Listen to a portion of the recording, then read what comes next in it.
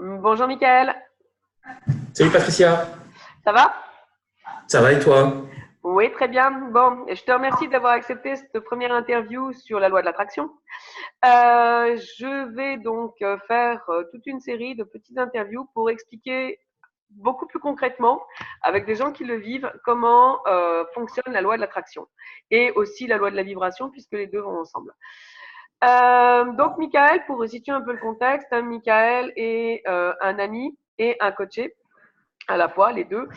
On s'est rencontrés il y a 2 ans à l'île Maurice, hein, et depuis 2 ans, je ne peux constater qu'une chose, c'est que Michael a une facilité déconcertante, voire que beaucoup pourraient lui envier, à matérialiser ce qu'il veut. Il veut un truc, il l'obtient. Donc le but de l'interview aujourd'hui est vraiment que tu puisses expliquer un peu plus concrètement, parce que très souvent on dit ouais, il suffit de visualiser et puis ça vient. C'est un peu plus complexe que ça. L'idée est que tu puisses nous détailler un peu ce qui se passe dans ta tête, hein, quand tu as une idée, quand tu as un désir, quand ce désir est vraiment super prégnant et c'est vraiment la direction que tu veux prendre, comment ça se passe et comment ça arrive à se concrétiser. En fait, c'est simple, quelque part. Oui, puisque c'est ton don, c'est simple, on est d'accord. C'est juste une visualisation, c'est voir ce que tu souhaites.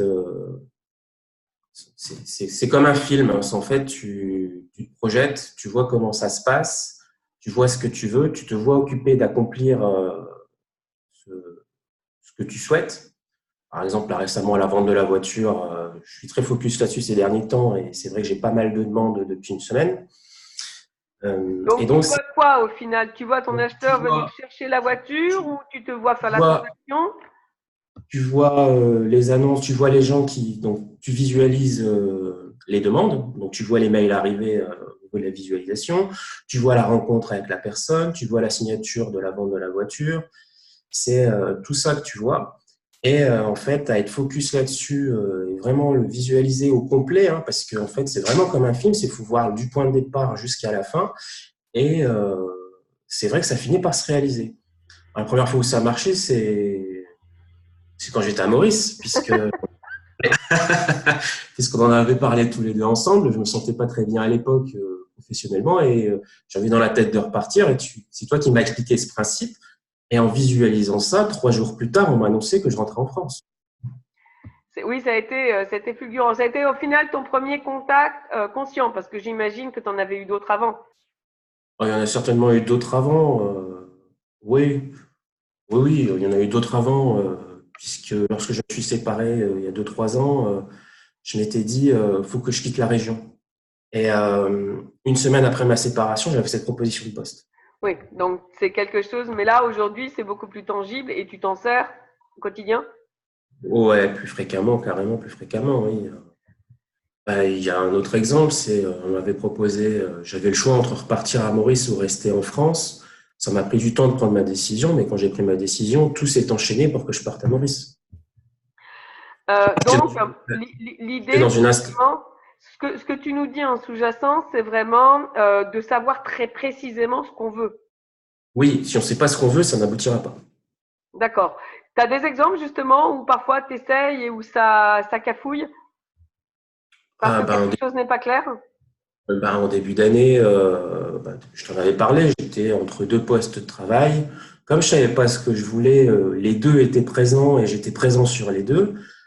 Pas prendre de décision, attendre, puis tu te rends compte qu'on te dit bah tu vas aller là, puis en même temps tu vas aller là, donc tu fais les deux choses, mais t'as pas forcément envie de faire les deux parce que c'est pas évident de gérer deux postes en même temps.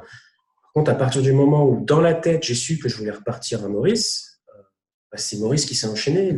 L'autre partie, elle s'évapore pas totalement, mais elle s'est évaporée à 90%. D'accord. Donc, tu arrives vraiment, tu vas vraiment aller chercher le focus de ce que tu veux, va t'amener ce que tu veux. C'est ça. Euh, Si on parle en termes de temps, ça te prend combien de temps par jour? Je le fais avant de m'endormir. En fait, moi, je pense que ça m'aide à m'endormir. D'accord, donc c'est le petit film que tu vas dérouler juste avant la phase de sommeil, Ça. le moment au final où on va créer, entre guillemets, notre rêve encore à moitié éveillé. Ben, et puis pour aller plus loin, quand tu le fais le soir avant de dormir, donc je peux pas te dire de temps parce qu'à un moment, tu n'as pas le temps. Mais par contre, dans la nuit, tu vois ta visualisation. D'accord, ça va aussi loin. Ouais, Tu la revis en pleine nuit. c'est ça. Ok, c'est des Tu te choses réveilles qui... le matin, souvent ta décision est prise. D'accord, donc ça c'est le post-décision, c'est avant vraiment que tu sois focus sur le Ouais, détail. ouais, Ok, donc au final, si je reprends les étapes, hein, ta première étape quand tu dois faire un choix, au final, c'est d'aller interroger ton subconscient sur ce qu'il veut. Ça va être cette petite phase qui va t'apporter une réponse au cours de la nuit. Ta c'est deuxième ça. étape, hein, une fois que tu sais vraiment ce que tu veux, ça va être d'imaginer et de visualiser, donc toujours le soir. C'est toujours le soir. De toute façon, après, le matin, enfin, sur la journée, j'ai pas le temps. D'accord.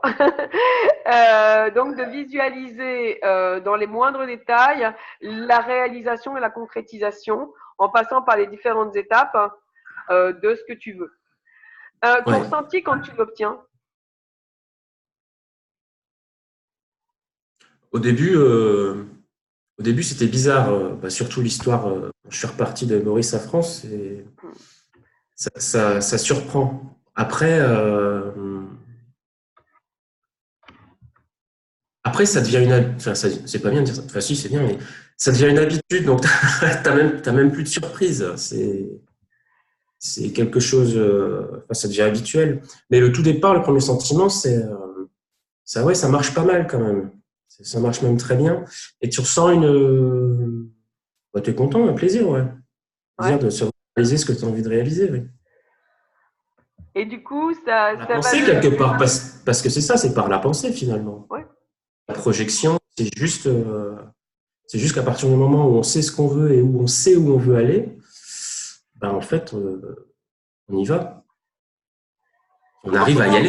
pour en revenir à ta voiture, tout à l'heure, tu m'as dit, avant qu'on commence, qu'il y avait un cafouillage. Et du coup, quand ça cafouille comme ça, ta réaction, c'est quoi? Ah, ma réaction, c'est un peu comme, en fait, s'il y a quelque chose qui bloque, c'est qu'il y a une raison. Et D'accord. finalement, c'est vrai qu'il y avait une raison, puisque la voiture, je l'ai mis en vente fin juin, début juillet. Pas de demande. Bon, après, j'étais pas focus tout de suite sur la vente, mais j'avais pas de demande, pas de mail. J'étais passé par un garage, même le garage, il avait pas de demande. Et en fait, bah, la réalité, c'est que le blocage, c'est la maison de crédit qui dit il faut que la voiture soit louée 24 mois avant que vous puissiez la vendre. Donc en fait, pourquoi elle ne se vend pas? Parce qu'il y a ce blocage-là. Je D'accord. pense qu'une fois que j'aurai levé ce blocage, la voiture va se vendre toute seule.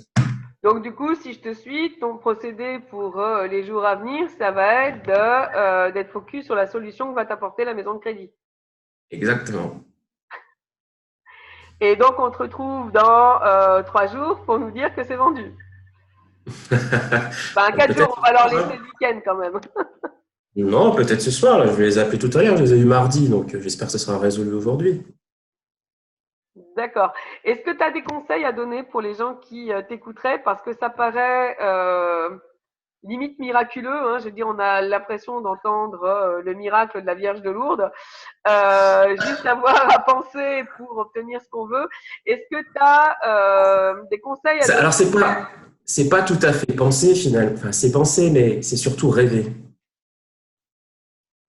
C'est-à-dire, Ben, quand je le fais, j'ai les yeux fermés. Je vois le film, je vois les personnes, je vois les paroles, je vois les images. C'est vraiment se faire un film. Vraiment détailler le film au maximum. Alors, bien sûr, ça va pas être comme un film, ça va pas être précis à 100%. Mais au moins, ce qu'on veut, on le voit apparaître dans notre rêve. d'accord. Donc pour toi, c'est pas imaginer, c'est rêver. Oui, C'est le petit détail qui fait la différence. c'est ça. Aller jusqu'au bout de ses rêves. Hum.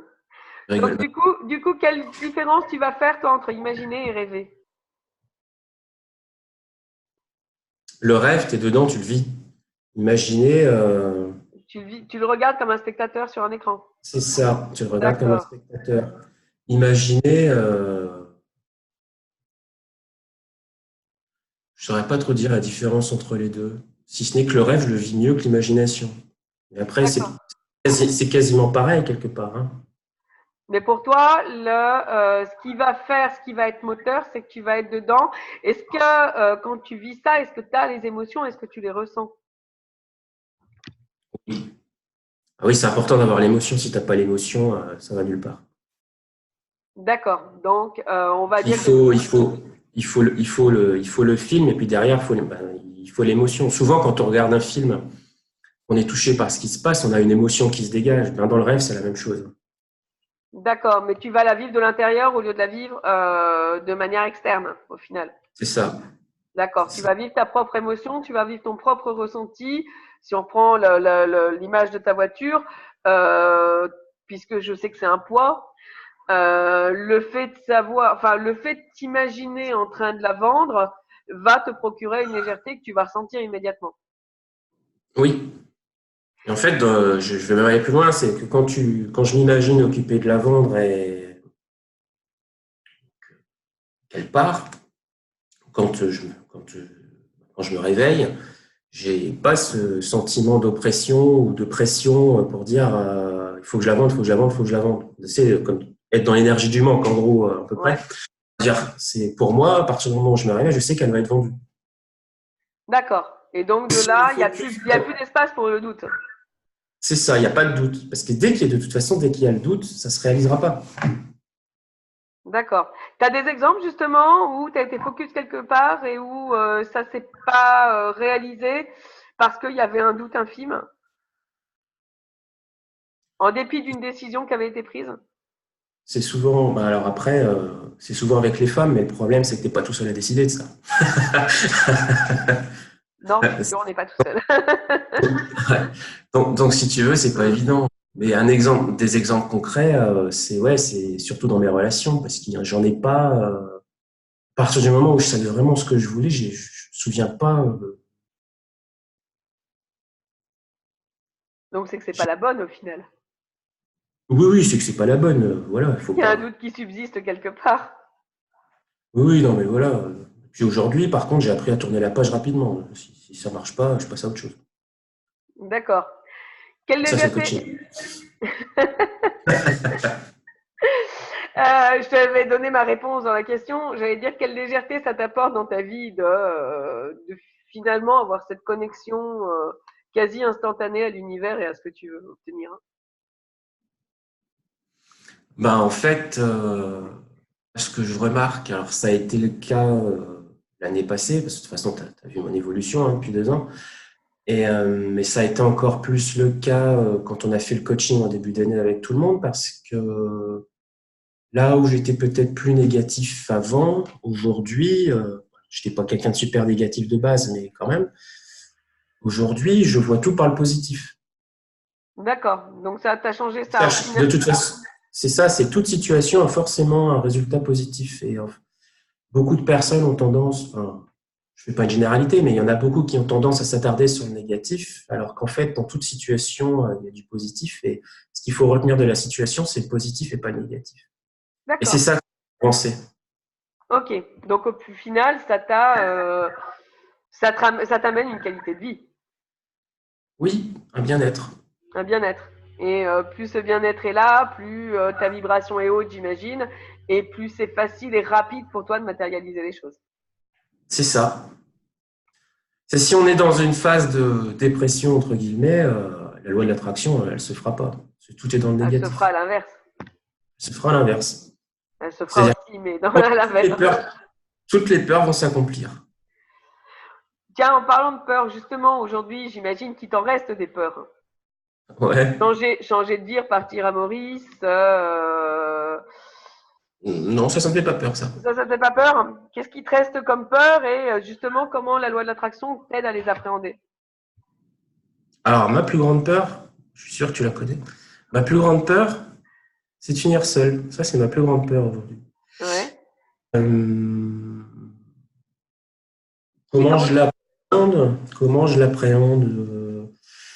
Ben, en fait, aujourd'hui, je visualise deux choses. Donc, La première, mais ça montre une forme d'indécision aussi. La c'est une visualisation où je fais ma vie seule, c'est-à-dire je vois certaines choses à accomplir dans ce qu'on a parlé la semaine passée, parce que je commence à visualiser ça aussi.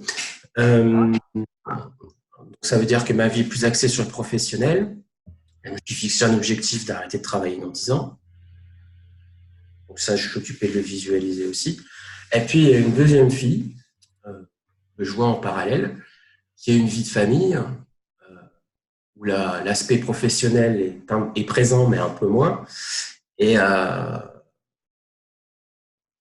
voilà. Mais par contre, je me prépare à être seul, par contre. Parce que je pense qu'il faut s'y préparer quand même. D'accord, donc au final, tu es en train Et de aujourd'hui, matérialiser ta ça reste petite une peur. possibilité. Oui, mais ça reste une possibilité parce que, mais en même temps, rencontrer quelqu'un, c'est pas toi qui le décide. Et puis surtout, t'es pas tout seul, t'es pas tout seul à prendre la décision. Et si justement tu changeais ton regard là-dessus et que tu décidais que tu étais le moteur, hein, que tu allais la provoquer, que par ta vibration et ton rayonnement, tu avais l'attirer cette personne-là. T'as jamais essayé de fusionner ta vie pro, ta vie perso et de ne faire qu'un seul rêve avec ta vie de famille au final et ta vie professionnelle telle qu'on en a parlé par exemple la semaine dernière, puisque c'est Il pas faudrait que. incompatible. Oui, c'est pas incompatible. Il faudrait que je la visualise. Aujourd'hui, je n'arrive pas à la visualiser ensemble. Pour quelle raison? Je pense qu'il y a un blocage, mais je ne saurais pas dire le blocage. D'accord, bon, on ira creuser ça hors antenne. Ok, bah merci Michael en tous les cas pour toutes ces précisions. Je pense que c'est un peu plus clair pour tout le monde comment ça fonctionne, comment on le matérialise, parce que très souvent on a du mal à faire la conjonction entre nos pensées et ce qui se matérialise. On a du mal également à se servir de cette partie d'imagination et de rêve pour atteindre nos rêves justement, mais pour les vivre concrètement et pas juste dans nos têtes. Voilà, ben, je te remercie en tout cas pour le temps que tu nous as consacré et puis De pour rien. toutes ces précisions. Je te dis à très bientôt, Oui, à au moins bientôt. pour le 3 semaines. quotidien, dans 3 semaines pour aller manger. Moi, je vais aller visualiser ma perte de poids. Ça marche bien aussi, ça. Ça marche bien aussi, oui. Ça marche pas mal, en effet. Non, parce que Michael est un grand gourmand, moi aussi, et donc très souvent, toutes les sorties que l'on fait se terminent au restaurant.